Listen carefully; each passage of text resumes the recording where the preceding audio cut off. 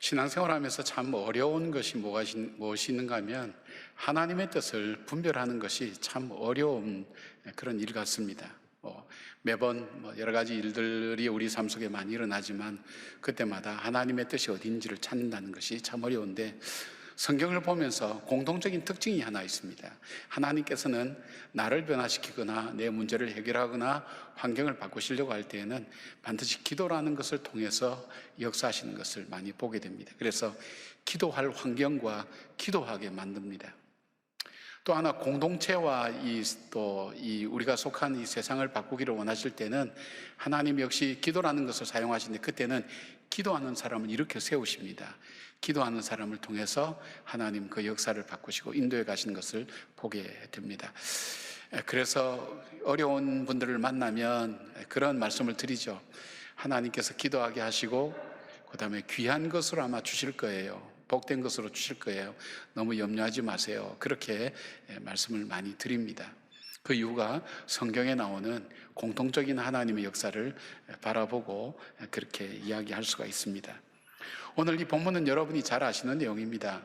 하나님께서 하나님의 일행, 하나님과 천사, 삼위 하나님 그렇게 얘기를 많이 합니다만은 하나님의 일행인데, 지나가는 나그네인데 아브라함이 대접을 했습니다. 근데 그 대접이 나그네를 대접한 것이 아니라 나중에 알고 보니까 하나님과 천사들을 대접한 그 대접이 되었습니다. 대접을 받고 천사들은 이 소돔과 고모라 땅으로 가는데 하나님이 잠깐 멈추어서 계십니다. 멈춰 계실 때 하나님께서 이 아브라함에게 소돔과 고모라에 대한 말씀을 하시죠. 그럴 때에 아브라함이 하나님께 소돔과 고모라에 있는 자기 조카 롯을 생각하면서 하나님께 간구하는 내용이 여기에 나옵니다. 그러면서 하나님께서 기도하게 하신 사람, 하나님께 기도하는 사람의 태도와 자세가 어떤 것인가, 그런 것들을 생각을 많이 하게 됩니다. 아브라함의 기도를 통해서 기도하는 사람들의 태도와 자세가 어떤 것인가 하는 것을 우리가 함께 배우면서 우리 1만 명 기도 운동할 때에 여러분들이 그런 마음과 자세를 가지고 아브라함에게서 배운 기도의 자세를 가지고 예배를 드리고 기도를 할 수 있었으면 좋겠습니다. 첫 번째로, 아브라함은 하나님 앞으로 가까이 나아가는 삶을 선택하게 됩니다. 22절 보면 하나님과 천사들의 일행이 아브라함과 대하다가 이제 그들은 떠나고 하나님이 잠깐 멈춰서 있는데 소돔과 고모라에 대한 이야기를 하나님이 하시죠. 그때 23절에 이렇게 말씀합니다. 아브라함이 가까이 나아가 이르되 주께서 의인을 악인과 함께 멸하려 하시나이까. 그렇게 하나님 앞에 질문을 하게 됩니다. 여기에 그대로 섰다라는 것은 계속적으로 하나님 앞에 머물러 있다는 의미가 됩니다. 그러나 여기에 나갔다는 나가시라는 원래의 뜻은 어떤 목적을 가지고 가까이 가거나 접근하는 것을 말할 때에 이 단어를 씁니다. 그러니까 아브라함이 하나님의 일행이 떠날 때 그냥 그달에 하나님과 대면하면서 있었습니다. 그런데 소돔과 고모라에 대한 얘기를 할 때 아브라함이 하나님께 더 가까이 나갔다는 겁니다. 여러분, 이 가까이 더 나간다는 게 쉬운 일이 아니죠. 우리가 편안한 사람마다 이 사회적 거리라는 게 있죠. 여러분, 낯선 사람이 나와 아주 가까이 있으면 굉장히 불편하죠. 나와 가까운 사람이 멀리 있어도 불편하죠. 사회적 거리라는 것이 있는데 우리가 그것을 느끼는데, 존귀하신 하나님 앞에 더 가까이 나간다는 것은 사실 상당히 어려운 일인데, 절박함과 절실함이 있을 때 그때는 하나님께 가까이 나가는 것을 말합니다. 하나님께서는 아브라함에게 그 기회를 주신다고 저는 그렇게 말씀 속에서 보았습니다. 바로 아브라함에게 기도할 기회를 주셨다.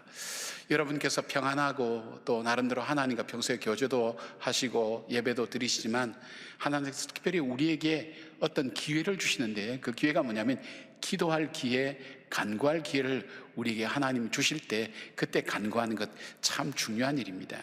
하나님께서는 직접 말씀하실 수도 있지만 우리에게 사건을 통해서 우리에게 말씀하실 때 그때의 그 기회를 놓치지 않고 하나님께 더 가까이 나가서 하나님 앞에 간구하고 부르짖는 것이 중요하다는 것입니다. 그래서 기도하는 사람, 응답받는 사람의 특징 중에 하나는 하나님께 더 가까이 나가서 기도한다. 어려울 때일수록 또 문제를 가질 수 있도록 하나님 앞에 가까이 나가서 기도하는 것을 보게 됩니다. 특별한 간구가 있을 때 하나님 앞으로 나가는 것은 단순히 아브라함만 그런 것이 아니라 성경에 나오는 모든 사람들이 기도하는 모습을 찾아볼 때, 특별한 목적이 있을 때 하나님께 더 가까이 나갔다는 것을 말씀하고 있습니다. 가까이 나갔다는 것은 마음과 중심이 하나님께 더 가까이 갔다는 얘기도 되지만, 우리 마음과 몸이라는 것이 분리되어 있지 않거든요. 우리가 안 보면 멀어진다는 말이 그거거든요. 우리가 몸으로 멀어지면 마음도 멀어지게 되어 있습니다. 우리 아까 성집사님 간증하면서 우리가 들었지 않습니까? 1년 만에 교회를 오니까 출입구도 못 찾겠다고, 기도할 때 무슨 기도를 해야 될지 모르겠다고 솔직하고 정직하게 고백한 겁니다. 우리가 하나님 앞에 가까이 나와서 몸으로 더 가까이 나가지 않는다면 무슨 기도를 해야 될지, 어떻게 해야 될지 사실 잘 알지 못합니다. 그래서 우리가 하나님께 더 가까이 나간다는 그 의미는 마음과 중심이 나가는 것을 말하지만, 나타나기는 우리 몸으로 하나님께 더 가까이 나가는 것을 말합니다. 여호사밧 왕이 모압 자손과 암몬 자손이 공격해 올 때 두려움이 가득했습니다. 그 두려움을 어떻게 주체할 길이 없었습니다. 그래서 그는 하나님께 더 가까이 나가고, 각 성에 있는 하나님의 백성들이 하나님의 전 뜰에 모여서 함께 기도하는 모습을 보게 됩니다. 또 히스기야 왕도 마찬가지입니다. 아수르 군대가 쳐들어와서 위협할 때에 히스기야는 사내립이 쓴 편지를 가지고, 그걸 가지고 성전으로 올라갑니다. 그리고 그 편지를 펴놓고 기도합니다. 열왕기하 19장 14절 보니까 이렇게 되어 있습니다. 히스기야가 사자의 손에서 편지를 받아보고 여호와의 성전에 올라가서 히스기야가 그 편지를 여호와 앞에 펴놓고 기도했다는 것입니다. 여러분, 일상생활을 통해서 하나님과 교제하며 생활하는 것도 참 중요하지만, 여러분 특별한 목적과 또 여러분이 기도할 제목들을 우리가 알게 될 때에, 그때 우리가 하나님께 더 가까이 나가는 자세가 참 중요합니다. 그런데 문제는 지금이 하나님께 더 가까이 나갈 때인지 아니면 편하든지 그 분간이 안 되는 거예요. 나도 모르는 어려움이 나에게 다가오는데 우리 마음이 둔하여지면 내가 지금 하나님이 주신 기도의 기회를 놓치고 평안한 줄 알고 그냥 그대로 지나다가 그 어려움이 시험이 되는 경우가 적지 않다는 것입니다. 그러니까 하나님께서 우리에게 평안을 주실 때는 어떤 기회냐? 하나님께 더 가까이 나가서 하나님께 아뢰올 수 있는 기회가 된다는 것. 아마 이번에 1만 번 우리가 성전에 우리가 다 나와서 예배를 드리자는 것은, 집에서도 하나님은 여기도 계시고 저기도 계시고 어디서나 드려도 되지, 그렇게 말씀을 드릴 분이 많지만, 사실 그런 분들이 정말 성전에 나와서 예배 드릴 때하고 집에서 예배 드릴 때도 아마 다를 거예요. 지금도 아마 파자마 바람으로 예배 드린 분이 있을 거예요. 그러다가 부엌에 올려놓은 거 있으면 왔다 갔다가 봐가면서 그렇게 예배 드려서 집중이 안 될 거예요. 아마 여러분 다 경험들 다 해보셨을 거예요. 내가 중심과 마음이 하나님께 집중해서 더 가까이 나가고, 하나님과 더 가까이 나가서 내 마음에 있는, 속에 있는 것을 다 내어놓고 예배 드리고 경배하고 찬양할 수 있는 기회를 얻는다는 것, 얼마나 귀한지 모릅니다. 지금이 하나님께서 우리에게 주신 기회라고 생각합니다. 어쩌면 우리에게 이 사인을 주시고, 이 시대에 사인을 주시고, 아브라함처럼 더 가까이 나와서 기도하기를 기다리시는 그 하나님의 음성에 귀를 기울이는 우리 모두가 되기를 바랍니다.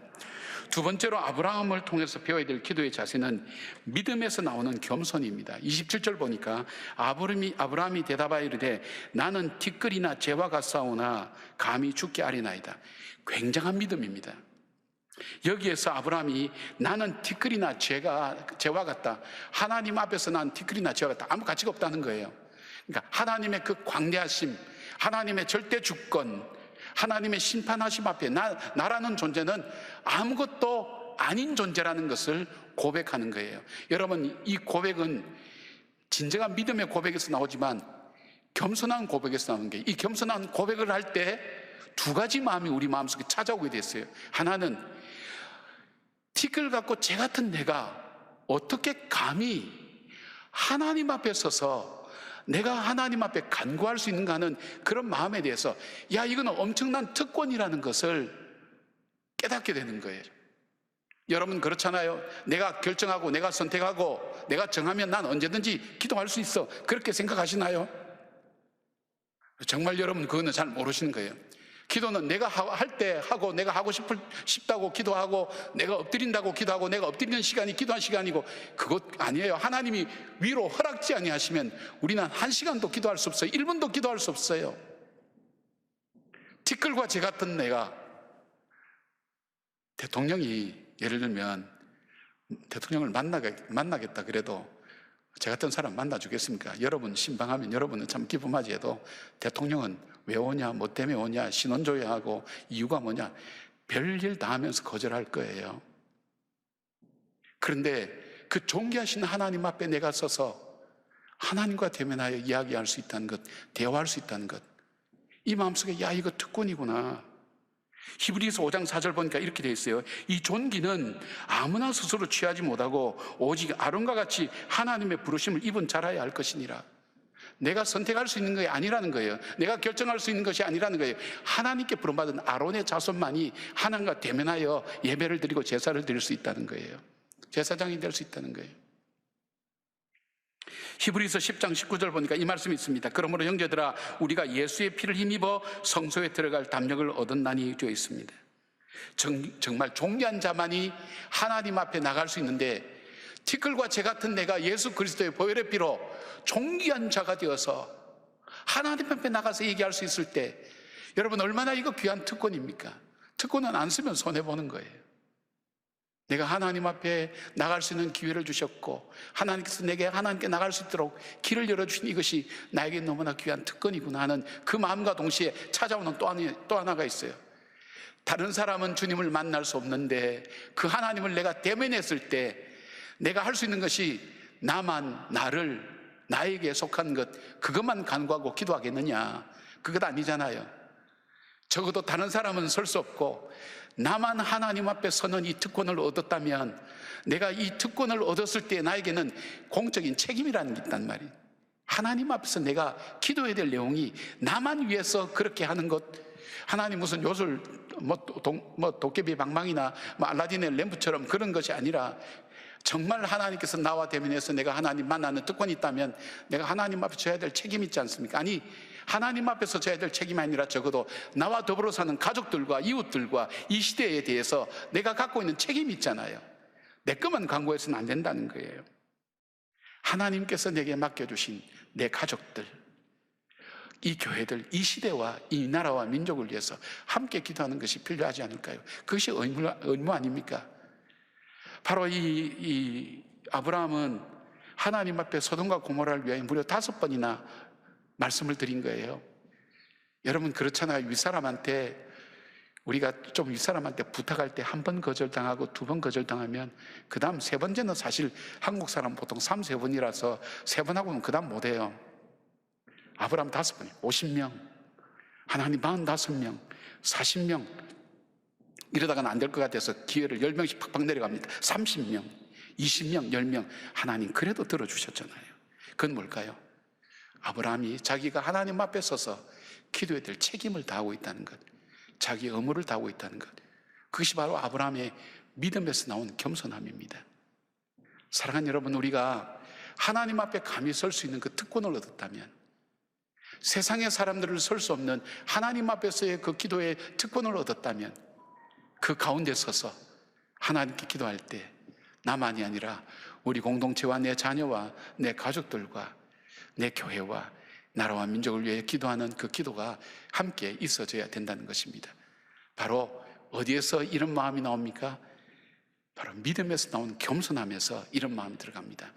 정말 하나님은 존귀하시고 귀하시고 나는 그 하나님 앞에 티끌과 쟤보다 못하다는 바로 그런 고백을 드릴 때에 이런 믿음의 마음과 책임감을 갖게 됩니다. 세 번째로 아브라함의 기도를 통해 우리가 배워야 될 것은 기도의 내용입니다. 여러분, 아브라함의 기도는 사실 조카 롯에게 있었습니다. 롯을 구원하기 위한 것이 아브라함의 기도였기 때문에 그것 때문에 소돔과 고모라를 사실 위해서 간구했지만 오늘 이 아브라함의 기도 속에는 자기 조카 롯에 대한 얘기는 한마디도 나오지 않습니다.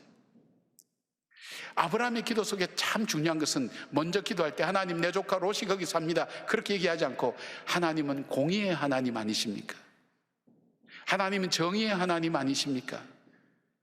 하나님께서 죄값으로 이 소돔과 고모라를 멸망시키는 것에 대해서 아브라함은 이야기를 하지 않았어요. 그러나 아브라함이 말씀하신 것은 하나님 자체에 대한 고백을 했어요. 하나님은 공의의 하나님, 정의의 하나님입니다. 그리고 그 하나님 동일한 하나님이 자비와 긍휼을 갖고 계시지 않습니까? 하나님의 그 자비를 베풀어 달라고, 이 소돔과 고모라 이 땅에 하나님의 자비와 긍휼을 베풀어 달라고 하나님의 자비와 긍휼을 간구하고 기도한 것을 이야기할 수 있습니다. 여러분, 우리가 왜 이번에 1만 성도 기도회를 주기도문으로 하려고 하는가 하면, 우리는 기도의 균형을 잃어버렸어요. 우리가 주로 언제 기도하죠? 내가 문제 있을 때 기도하는 거예요. 내 마음이 불편할 때 기도하는 거예요. 나에게 어려움이 있을 때 기도하는 거예요. 나에게 풀어야 될 과제가 있을 때 기도하는 거예요. 그러다 보니까 기도의 내용들이 전부 다 그런 내용들입니다. 그런데 주님이 가르쳐 주신 기도를 보면 그 기도도 우리에게 필요하지만, 먼저 이 주기도문은 순서와 형식과 내용에 있어서 완벽한 기도라고 우리가 그렇게 고백한다면, 하나님이 우리에게, 주님께서 가르쳐 주신 기도의 순서에는 우리가 필요한 것은 뒤에 나와요. 하나님의 이름이 거룩히 여김을 받는 것, 하나님의 뜻이 하늘에서 이루어진 것처럼 땅에서도 이루어지는 것, 하나님이 통치하시는 하나님 나라가 이루어지는 것, 이것이 먼저 나오게 되는 거예요. 우리가 우리 자신들과 우리 문제들과 우리 자녀들과 내 문제만 집중해서 기도하다 보니까 우리 속에 하나님께서 우리에게 기도하기를 원하시는, 가장 원하시는 기도인 하나님의 그 거룩함을 받들어서 오늘 우리의 삶이 거룩해지는 것, 하나님의 뜻이 이루어지는 것이 오늘 나의 삶 속에 이루어질 수 있도록 기도하는 것, 하나님이 통치하시는 의와 희락과 화평의 나라가 내 마음속에서부터 내 가정에서, 나라와 교회와 그리고 이 모든 곳에서 이루어지는 그 기도를 잊어버리니까 그 삶이 없어지는 거예요. 삶이 없어지니까 기독교는 기복 종교가 되는 거예요. 저와 여러분의 기도의 패턴과 모습이 그렇게 되어 있다는 거예요. 아브라함은 그렇게 기도하지 않았다는 거예요.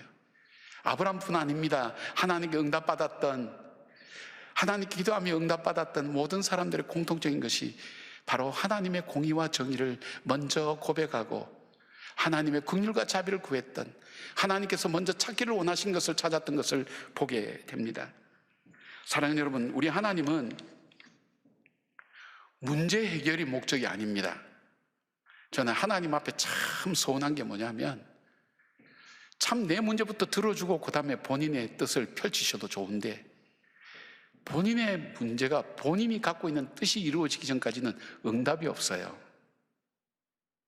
그러니까 하나님의 우선순위는, 나는 이거 답답하고 죽겠는데, 하나님의 우선순위는 그게 아니에요. 하나님은 내가 주님께 더 가까이 가는 게 가장 우선순위예요.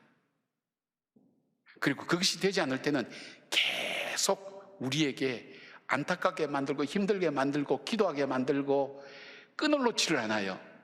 나를 가까이 두시기를 원할 때 하나님께서 우리에게 문제를 계속 던져주시면서 우리에게 기도하게 하시는 거예요. 기도할 때 우리는 그 문제보다도 기도해야 될 내용이 뭘까요? 하나님 맞습니다. 주님의 거룩함처럼 우리의 삶 속에 거룩함이 이루어지게 하시고, 하나님, 오늘 내 삶을 통해서 내가 어떤 형편에 있든지 간에 오늘 내 삶 속에서 하나님의 거룩한 뜻이 이루어지게 하시고, 내 마음을 세상이 통치하지 않고 내 마음을 내가 주장하지 않고 하나님께서 나를 통치하시고 나를 주관하시고 이 세상을 주관하시고 가정을 주관하시고 교회와 나라를 주관해 주셔서 주님의 의와 희락과 화평이 나타난 나라가 되도록 하나님 이 땅을 먼저 고쳐주십시오. 그 기도가 우리에게 균형 잡혀서 이루어져야 되는 것을 말하고 있습니다. 18절 25절 보니까 이랬어요. 주께서 이같이 하사 의인을 악인과 함께 죽이심이 부당하오며 의인과 악인을 같이 하심도 부당하니이다. 세상을 심판하시니까 정의를 행하실 것이 아니니까. 이 아브라함에게는 이 정의는 하나님의 긍휼과 자비예요. 하나님의 속성 속에 있는 긍휼과 자비. 자, 그러면 하나님께서는 아브라함의 기도를 들으셨어요? 들으셔서 창세기 19장 29절 보니까 이렇게 말씀이 있어요. 하나님이 그 지역에 성을 멸하실 때, 곧 롯이 거주하는 성을 엎으실 때에 하나님이 아브라함을 생각하사 롯을 그 엎으시는 중에서 내보내셨더라. 하나님께서 아브라함의 기도에 응답하신 거예요. 왜 응답하셨을까요? 창세기 15장 6절에 나옵니다. 아브라함이 여호와를 믿으니 여호와께서 이를 그의 의로 여기시고. 여러분, 절대 의인은 없습니다. 의인은 없나니 하나도 없다고 로마서에 말씀하고 있어요. 절대 의인은 없어요. 하나님이 우리를 의롭게 여겨주시니까, 즉 하나님께서 우리의 기도를 들으시는 하나님의 기준이 있어요. 그것은 무엇입니까? 하나님을 믿는 거예요.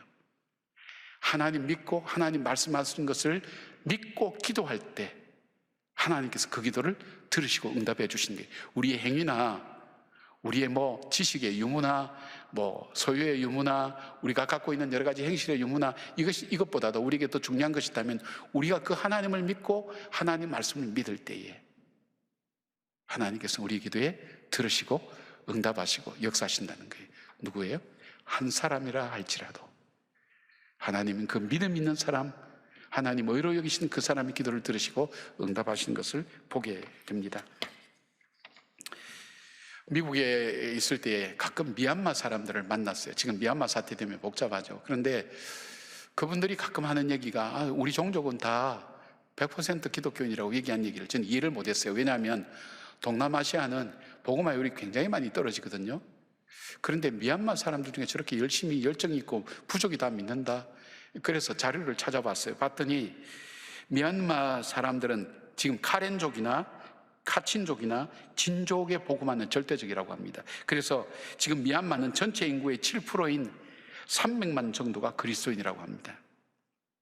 그런데 이들이 이토록 변화되고 복음화될 수 있었던 것은 바로 아도니람 저더슨이라는 선교사 한 사람 때문에 이루어진 겁니다. 이 저더슨은 미국 명문대학인 브라운 대학을 다녔습니다. 학교 다닐 때는 무신론자 친구와 만나서 대화하면서 감동받아서 신앙의 길을 떠났습니다. 졸업을 얼마 앞두고 무신론자 이 친구가 허무하게 세상을 떠나는 것을 보면서 복음 앞에 다시 마음을 열게 된 겁니다. 생명을 알게 됐고 소망을 붙들게 된 겁니다. 그래서 이 복음이 무지한 사람, 복음이 전혀 들어가지 않는 곳에 이 복음을 증거해야 되겠다는 마음을 가지고 그는 하나님 앞에 헌신하고 결단하고 선교사로 떠나기로 마음을 정하게 됩니다. 근데 같이 떠날 여자가 있어야죠. 자기가 청혼한 여자가 있었어요. 그 부모님께 청혼한 편지가 있습니다. 1812년에 이런 편지를 썼어요. 이 땅에서 더 이상 당신의 딸과의 만남이 없을지 모르는 선교 여정입니다. 결핍과 슬픔, 모욕과 박해, 그리고 고난과 죽음의 위험이 있을지 모르는 곳으로 그리스도의 복음이 전해질 수 있도록 함께 떠나게 허락해 주십시오. 허락해 줄 부모가 누가 있겠냐 했지만 뜻밖의 허락이 났습니다. 그래서 1813년에 미얀마로 떠났습니다. 사역이 시작됐습니다. 6년 동안 한 사람만 그 회심자를 만나게 됐습니다. 그리고 그는 거기서 아내를 2번 사별했어요. 자녀들도 많이 잃어버렸어요. 그리고 그 자신이 누명을 써서 감옥에 2년 들어가는 고초와 어려움을 겪었어요. 그럼에도 불구하고 그는 미얀마 성경을 번역했어요. 그리고 미얀마 사전도 정리했어요. 그가 37년 뒤에 죽음으로 세상을 떠날 때에 그에게 남겨진 것은 뭐냐면 63개 교회와 21만 명의 그리스도인이 생기게 됐어요. 한 사람으로 인해서 불과 세월이 그렇게 길지 않아서 한 부족이 변화되고 새롭게 일어나는 역사가 일어나고 그들에게도 복음의 역사, 자기가 허무하게 살았던 그 삶을 내려놓고 정말 참 소망을 붙들고 그리고 믿음 안에서 살아가는 바로 그런 믿음의 형제 자매들을 만드는 그 일들을 위해서 그가 헌신했을 때 하나님은 크고 놀라운 역사들을 이렇게 세워주셨습니다. 어쩌면 세계 최대의 선교지가 외국이 아니라 이제는 우리나라가 되어 있습니다. 우리나라의 복음의 영향력들이 점점 없어져 가고 믿는 사람들의 숫자가 점점 줄어들어가는 오히려 지금이 이 땅이 복음의 역사가 시작되어야 될 놀라운 땅으로 변해가고 있습니다. 사랑하는 여러분, 우리가 하나님께 한 걸음 더 가까이 나가십시다. 기도하십시다. 그리고 우리의 믿음의 고백을 하나님께 드리십시다. 존귀하신 하나님 앞에 이런 놀라운 특권이 나에게 있다는 거, 오늘도 기도할 때 내 의지로, 내 능력으로, 내 힘으로, 내 결단으로 됐다 그렇게 생각하시면 안 돼요. 하나님의 은혜다. 이 특권의 시간에 내가 구할 바가 무엇인가를 지혜롭게 찾는 여러분 되시길 바랍니다. 더 나가서 기도의 균형을 이루어서 하나님의 기뻐하신 기도, 믿음으로 하나님 말씀을 믿고 전하는 바로 그런 주님의 자녀들이 될 때에 이 저더슨처럼 민족을 변화시키고 그리고 역사를 변화시키며 여러분의 가정을 변화시키고 교회를 새롭게 만드는 귀한 하나님의 역사심의 손길이 바로 여러분 한 분 한 분의 기도를 통해서 이루어지는 역사가 있기를 주의 이름으로 진심으로 축복합니다. 아멘. 니다